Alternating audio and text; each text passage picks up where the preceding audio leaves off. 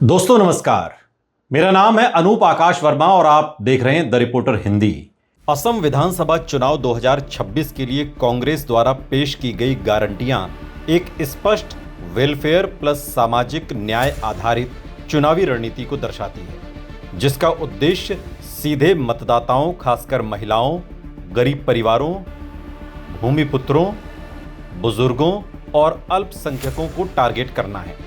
कांग्रेस ने 50,000 रुपए महिलाओं को व्यवसाय के लिए, महिलाओं के खातों में बिना शर्त कैश ट्रांसफर, हर महिला को 25 लाख रुपए तक का मुफ्त इलाज, 10 लाख भूमिपुत्रों को स्थायी पट्टा, बुजुर्गों को 1250 रुपए की मासिक सहायता और जुबिन गर्ग मामले में 100 दिन में न्याय जैसी गारंटियां दी हैं, जो सीधे आर्थिक और भावनात्मक दोनों स्तर पर असर डालने की कोशिश करती है।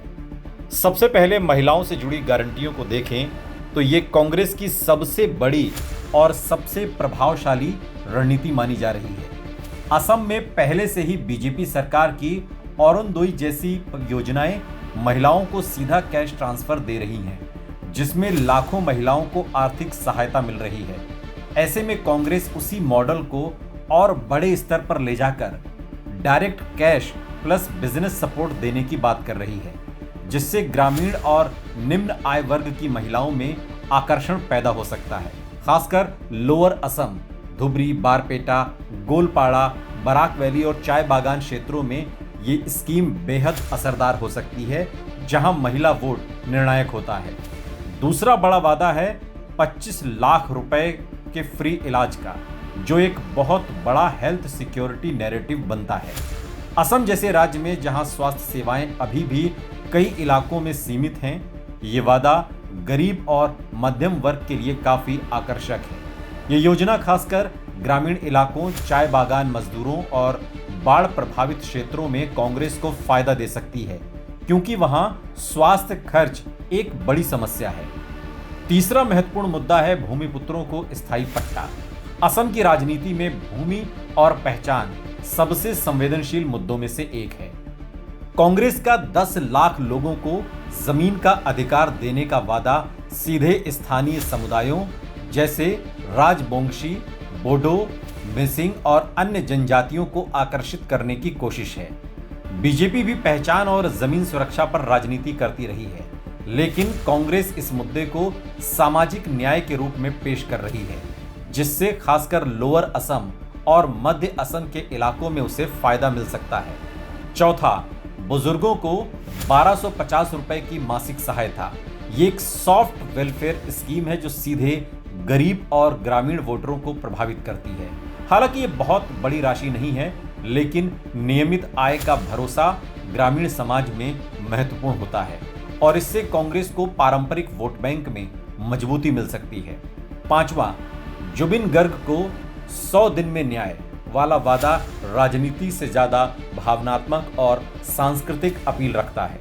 जुबिन गर्ग असम के बहुत बड़े सांस्कृतिक प्रतीक हैं और उनके नाम पर न्याय की बात करना युवाओं और अस्मिता से जुड़े वोटरों को प्रभावित कर सकता है। ये वादा खासकर ऊपरी असम और शहरी युवाओं में असर डाल सकता है।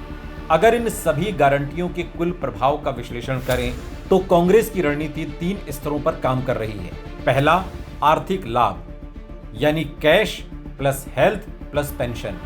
दूसरा, सामाजिक न्याय और तीसरा, भावनात्मक कनेक्ट। ये मॉडल काफी हद तक कर्नाटक और हिमाचल जैसे राज्यों में कांग्रेस की जीत के फॉर्मूले से मिलता जुलता है, जहां गारंटी योजनाओं ने चुनावी माहौल बदला था। लेकिन सवाल यह है कि क्या ये गारंटियां चुनाव जिता सकती हैं? इसका जवाब पूरी तरह इंप्लीमेंटेशन, क्रेडिबिलिटी और वोटर ट्रस्ट पर निर्भर करता है।